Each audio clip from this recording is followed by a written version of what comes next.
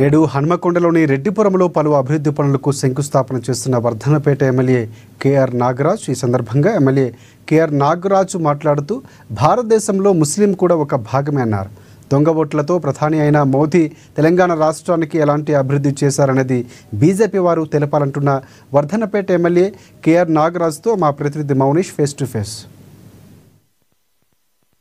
ఈ కార్యక్రమాలకు Wardhannapet MLA KR Nagaraj గారు ఈరోజు శంకుస్థాపన చేశారు. వారితో మాట్లాడతాం. ప్రస్తుతం వర్ధన్నపేట ఎమ్మెల్యే కేఆర్ నాగరాజ్ గారు ఉన్నారు. వారితో మాట్లాడతాం. ఈరోజు ఎలాంటి అభివృద్ధి కార్యక్రమాలు చేశారు, ఎంత వ్యయం ఉండబోతుంది?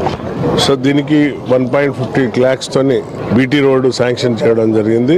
తప్పనిసరిగా ఇది ఇంపార్టెంట్ రోడ్ రెడ్డి కాలనీకి. ఇది రెడ్డిపురం కనెక్టివిటీ ఏదైతే విలీన గ్రామాలు ఉన్నాయో మల్లారెడ్డిపల్లి, పెగడపల్లి, వంగపాడు, తర్వాత ముచ్చర్ల చాలా గ్రామాలు ఉన్నాయి.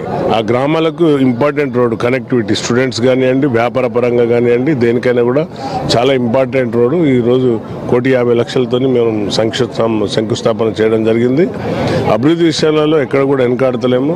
విలీన గ్రామాలకు 1/3 రావాలని మున్సిపల్ సమావేశంలో కూడా కొట్లాడినా తప్పనిసరిగా ఈ విలీన గ్రామాలను కలిపితేనే గ్రేటర్ వరంగల్ అయింది. సో ఈ గ్రేటర్ వరంగల్లో వాళ్ళు చేయవలసిన స్టాంప్ డ్యూటీతో వచ్చిన రెవెన్యూ జనరేషన్ అయిన వాటితో కానీ, ఇంకా వివిధ రూపాల పన్నుల రూపాల వచ్చిన వాటితో ఏదైనా కూడా విలీన గ్రామాలకు ఎక్కువ ఫోకస్ చేయాలని కూడా నేను మొన్న కౌన్సిల్లో మాట్లాడినా. అధికారులు కూడా అదే విధంగా స్పందించారు. తప్పనిసరిగా ఈ కనెక్టివిటీ రోడ్ చాలా హైవేకి కూడా చాలా దగ్గర రోడ్డు. సో తప్పనిసరిగా ఇలాంటి అభివృద్ధి అనేది నిరంతర ప్రక్రియ. ఈ ప్రక్రియలో మనం రెగ్యులర్గా ప్రజలతో దగ్గరగా ఉండి వారితో సత్సంబాలు పెట్టుకొని వారికి ఏది అనునిత్యం అందుబాటులో ఉండి డైలీవేర్ ఎమ్మెల్యే పెట్టిన ఏకైక ఎమ్మెల్యేను. ఏ సమస్యలు వచ్చినా కూడా డైలీవేర్ ఎమ్మెల్యేకి చెప్పమంటున్నాను. ఎలక్ట్రిసిటీ కానీ పవర్ కానివ్వండి, లేకుంటే వాటర్ విషయంలో కానివ్వండి, ఇంకే విషయంలో అయినా కూడా వారిని డైలీవేర్ ఎమ్మెల్యేకి చెప్పమంటున్నాను. నా వద్ద కాదు, ప్రజల వద్దకే మేము వస్తున్నాం కాబట్టి ప్రజల పాలన ఇది. ఇంత స్వచ్ఛమైన పాలనలో అభివృద్ధి అనేది నిరంతర ప్రక్రియ అండి. నిన్న బీజేపీ వరంగల్ జిల్లా అధ్యక్షుడు గంట రవికుమార్ మీడియా సమావేశం, ఇందులో భాగంగా ప్రస్తుతం ఉమ్మడి వరంగల్ జిల్లాలో 10 మంది ఎమ్మెల్యేలు ఉన్నారు, 2 మంత్రులు ఉన్నారు. కానీ వరంగల్ జిల్లా ఎలాంటి అభివృద్ధి చెందడం లేదు. 10 మంది ఎమ్మెల్యేలు ఉండి కూడా దండగా అంటున్నారు. 10 ఏళ్లలో ఏం తెచ్చిండ్రు అని ఒకసారి ఆత్మ పరిశీలన చేసుకోమని బీజేపీ నాయకుడిని. బీజేపీ నాయకుడు 10 ఏళ్ళు ఇప్పుడు మోడీ అని జపం పడుతున్నారు కదా. దొంగ ఓట్లతో గెలిచిన మోడీ ఏం చేసిండు 10 ఏళ్లలో? తెలంగాణకు ఏం చేసిండు చెప్పండి. ఏం తీసుకొచ్చిండు? కిషన్ రెడ్డి ఏం తెచ్చిండు, బండి సంజయ్ ఏం తెచ్చిండు, ఇప్పుడు 8 మంది ఎంపీలు ఉన్నారు. ఏం తెచ్చిండ్రు ఒకటి చూపెట్టమనండి. ఏం అభివృద్ధి మేము పోయి తీసుకొచ్చినాం, కొట్లాడి తెచ్చినాం. అండర్ గ్రౌండ్ సిస్టమ్ ఇప్పుడు అతి త్వరలో డ్రైనేజ్ కూడా శాంక్షన్ అయింది. ఎయిర్పోర్ట్ శాంక్షన్ అయింది. ఎయిర్పోర్ట్కు డబ్బులు కూడా ఇచ్చాడు మా సీఎం గారు. మేము ఇన్ని అభివృద్ధి పనులు చేసినా కూడా ఇంకా వాళ్ళకు ధృతరాష్ట్రుల్లాగా ఉన్నారు. వాళ్ళు కళ్ళకు గడ్డలు కట్టుకున్నారు, చెవులు కూడా మూసుకపోయినాయి వాళ్ళకు. ఇంత మీడియా ఘోషిస్తున్నది.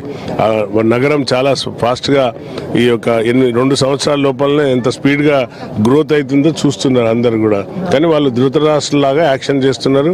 ఎంతసేపు రేపు ఇంకా దొంగ ఓట్లతోని ఇంకా 10 ఏళ్ళు చేద్దామని ఆలోచనలో ఉన్నారు. అందుకనే ఓట్ చోర్ గద్దా చోర్ అనే నినాదంతో మా రాహుల్ గాంధీ గారు ప్రజలలో పోయింది. ఈరోజు బీహార్లో ప్రజలు మొత్తం పెద్ద ఎత్తున వారిని స్వాగతిస్తున్నారు. ఇప్పుడు ప్రస్తుతం బీసీ రిజర్వేషన్ 42%. ఇది బీసీ రిజర్వేషన్ కాదు, ఇది ముస్లిం రిజర్వేషన్ అని ముస్లింల కోసం చేస్తున్న రిజర్వేషన్ అంటున్నారు వాళ్ళు.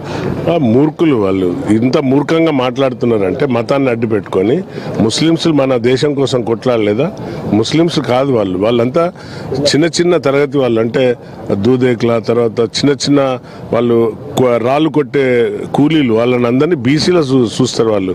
వాళ్ళను మైనార్టీల కింద చూసి మనం బీసీ గుజరాత్లో ఉంది, ఇతర రాష్ట్రాలలో కూడా ముస్లింలకు బీసీ రిజర్వేషన్ ఉంది.